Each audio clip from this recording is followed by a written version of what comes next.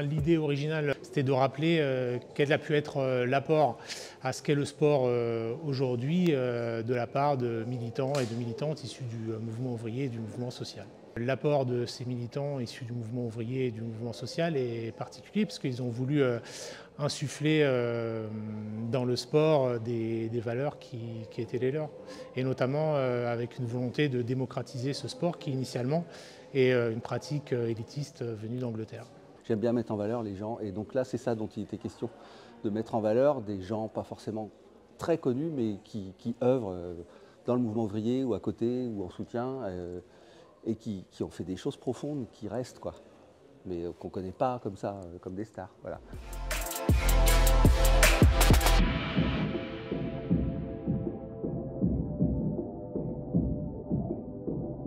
Alors Carmen Crespo, c'est une jeune femme qui était d'origine espagnole, qui est venue avec sa famille en France et qui est devenue employée et qui était militante de la FSGT, donc la Fédération sportive et gymnique du travail, à Paris. Elle pratiquait le basketball et elle faisait partie de ces athlètes qui devaient participer aux Olympiades populaires organisées en 1936 à Barcelone contre les Jeux olympiques de Berlin. En protestation d'une certaine façon aux Jeux olympiques de Berlin. Alors, Olympiades populaires qui n'ont pas pu avoir lieu puisque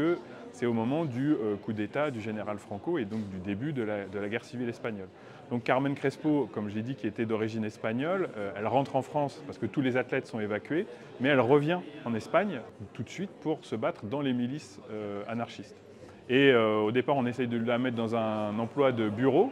mais finalement, elle ne l'entend pas de cette manière et elle combat et elle meurt au combat en 1937.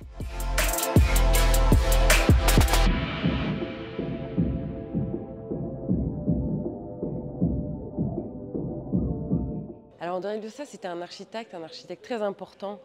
un architecte moderne qui a contribué à développer l'architecture moderne en France,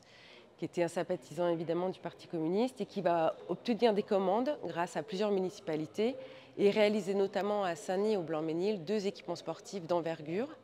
Donc il va à sa manière par des lieux et des infrastructures sportives dont le Palais des Sports contribuer à démocratiser le sport et à faciliter la pratique de plusieurs sports dans un seul lieu. S'il y a bien un territoire qui